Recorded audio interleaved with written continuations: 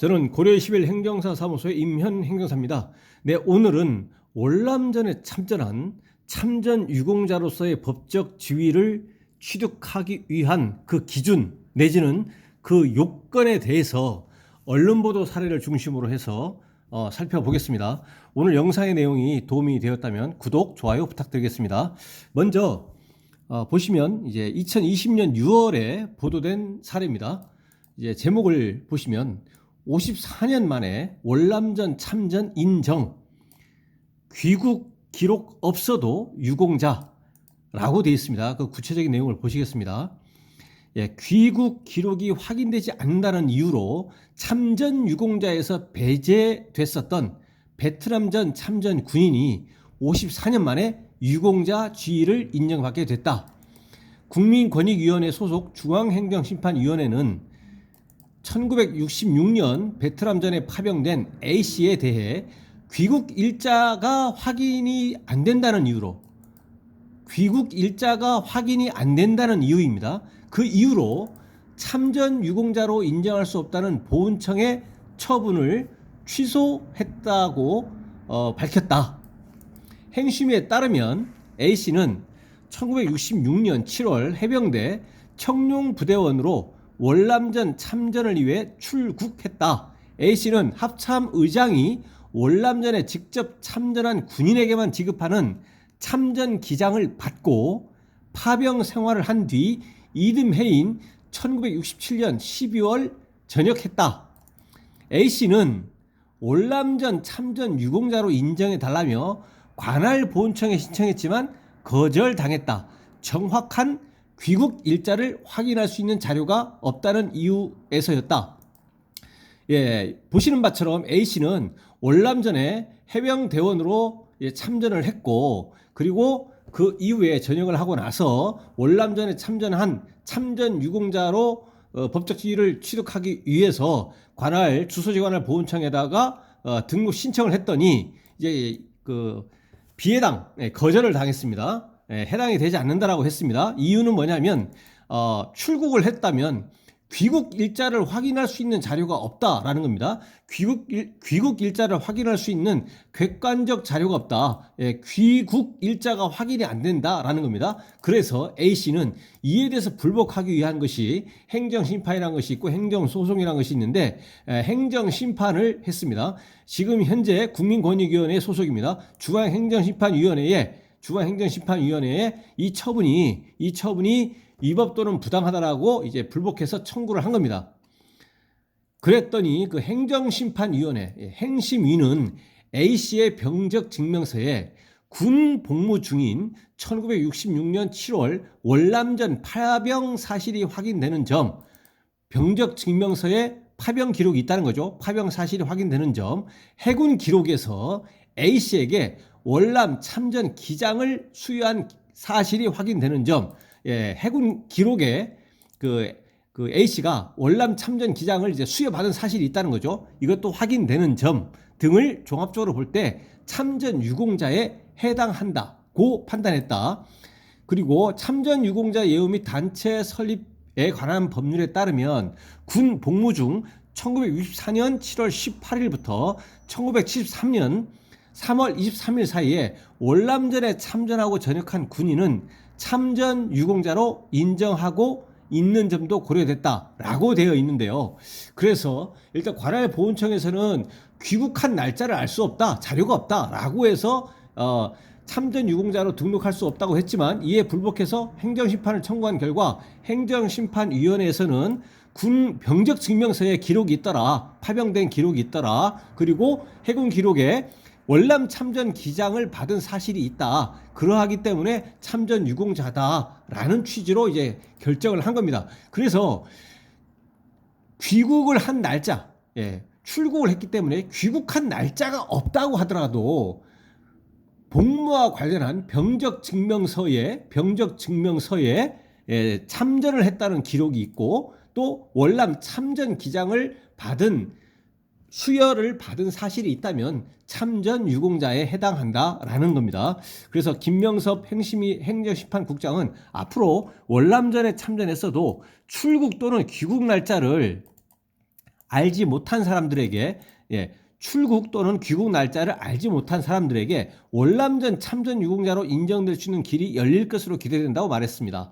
이렇게 보시는 바처럼 출국 날짜나 귀국 날짜를 모른다고 하더라도 실제 군복무를 했다라고 하는 병적 증명서, 군복무를 했다는 그 병적 증명서에 파병 사실이 기록이 되어 있고 월남 참전 기장까지 수여를 받은 사실이 있다면 굳이 출국 기록이나 출국 날짜나 귀국 날짜를 알지 못한다고 하더라도 월남전 참전 유공자에 해당이 될 수 있다라고 하는 행정심판 청구 사건이 작년 2020년 6월에 언론 보도된 사례가 있었습니다. 그래서 이에 해당하시는 분들은 이 내용을 참고하셔가지고 참전 유공자로서의 그 법적 지위를 취득하는데 참고할 수 있으면 좋겠습니다. 또 두 번째 사례가 있는데요. 이것은 이제 올해 6월입니다. 2021년 6월인데 또 보시면 권익위 파병 기록 없다고 참전 유공자 등록 거부는 부당이라고 되어 있습니다. 아까 좀 전에 보셨던 거는 파병 기록이 있었습니다. 파병 기록은 있었습니다. 왜냐하면 출국이나 귀국 날짜를 알지 못한다고 하더라도 병적 증명서에 월남전에 파병한 사실이 있었습니다. 이 사례에서는. 근데 두 번째, 올해 2021년 6월 사례는 파병 기록이 없다고 하더라도 참전 유공자가 될 수 있다는 얘기죠. 제목은 먼저 권익위 파병 기록 없다고 참전 유공자 등록 거부는 부당이라고 되어 있는데요. 그럼 또 어떤 이유 때문에 파병 기록이 없어도 참전 유공자가 될 수 있는지에 대해서 계속 보시겠습니다. 베트남전에 파병됐지만 기록이 남아있지 않더라도 인후 보증서, 사진, 전쟁사 기록 등을 근거로 참전 유공자 여부를 판단해야 한다는 결정이 나왔다. 그러니까 이러한 이 참전, 파병 기록이라든가 이런 것이 없다고 설사하더라도 다른 관련 증거들이 파병됐다라고 하는 사실을 입증할 수만 있다면 이거를 실체적으로, 입체적으로, 종합적으로 판단해서 참전 유공자 여부를 판단해야 된다라는 결정이 나왔다는 겁니다. 계속 보시면 국민권익위원회 중앙행정심판위원회는 병적이 부실하게 관리돼 출입국 관리 등 객관적인 베트남전 참전 사실을 확인할 수 없으면 참전 사진 그 배경 현지에서의 이제 사진, 그다음 인후 보증인은 대표적인 것은 그 현지인 뭐 이런 경우도 있겠지만 이제 전후가 있습니다. 전후 소속 부대원들의 진술, 인후 보증인의 진술, 전쟁사 기록 등을 종합해 참전 유공자 여부를 판단해야 한다고 밝혔다. 지난 1988년 사망한 A씨의 자녀는 지난해 보훈지청에 참전 유공자 등록 신청을 했다. 유족이 등록 신청을 한 겁니다. 하지만 보훈지청은 지청장은 뭐라고 했냐면 A씨의 월남전 출입국 기록 등 참전 사실을 확인할 수 없다는 이유로 등록을 거부했다. 출입국 기록 등 참전 사실을 확인할 수 없다. 는 이유로 거부한 겁니다. 등록 신청했더니 등록을 거부했습니다. 하지만 이에 대해서 이제 그 A씨의 자녀가 이제 행정심판을 청구한 거죠. 이 거부한 것이 위법 또는 부당하다라고 해서 이 국민권익위원회 중앙행정심판위원회에 이제 행정심판을 청구한 겁니다. 그랬더니 행정심판위원회 확인 결과 A씨의 베트남전 출입국 기록 등 참전 사실은 확인할 수 없었지만 베트남전의 출입국 기록 등 참전 사실은 확인할 수 없었다. 이렇게 나옵니다. 이런 기록 자체가 이렇게 실제로 존재하지 않거나 확인이 안 되는 걸로 이렇게 보입니다. 군 복무 중에 베트남 지역에서 찍은 사진이 많이 있었다. 베트남 지역에서 찍은 사진이 많이 있었다. 군 복무 중에. 또 함께 파병됐던 동기생의 인후 보증서, 내가 같이 근무를 하는 우리 동기생이다. 베트남 파병 와가지고 그러한 사실관계를 기재한 겁니다. 인후 보증서 등을 볼 때 중앙행정심판위원회는 A씨가 베트남전에 파병되지 않은 것이 아니라 베트남전에 파병이 됐다. 왜냐하면 동기생이 거기서 파병됐다고 그 사실관계를 이제 증명을 하고 있고 보증하고 있고 또 사진 기록을 봤더니 그 베트남 현지에서의 사진들이 많이 있고 이렇게 하기 때문에 베트남에 파병된 건 맞다. 맞지만 그거에 대한 오히려 그 출입국 기록이 정상적으로 관리되지 않았다라고 판단을 한 겁니다.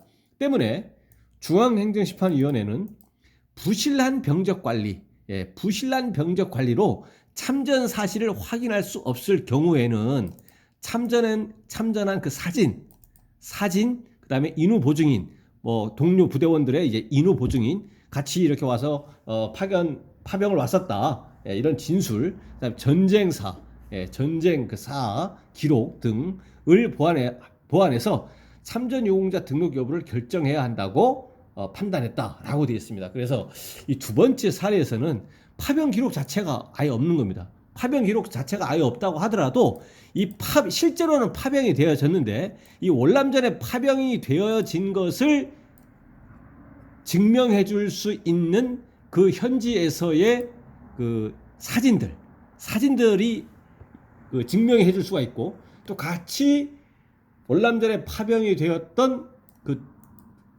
동료 전우들의 진술은 이제 구체적으로 명확하게 그 육하 원칙에 의해서 언제 파병이 돼 가지고 같이 전우로서 거기에서 뭐 전투에 참여하고 그렇게 이 베트남전에 파병했던 사실이 있다라고 하는 그 인후 보증인의 진술, 그다음에 전쟁사 기록 이런 거를 고려해서 이제 판단을 해야 된다는 얘기입니다. 그래서 그 실제로는 월남에 파병이 돼서 그 해외에 파병이 돼서 그런 활동을 했다고 하더라도 파병 기록이 설사 없다고 하더라도 실제 파병이 되었다면 이러한 그 인후 보증인의 진술이라든가 뭐 사진 자료라든가 이런 것들을 획득을 해서 이제 보훈청에 등록 신청을 이제 해가지고 그 참전 유공자로서의 법적 지위를 취득하는데 도움이 될 수 있기를 바랍니다.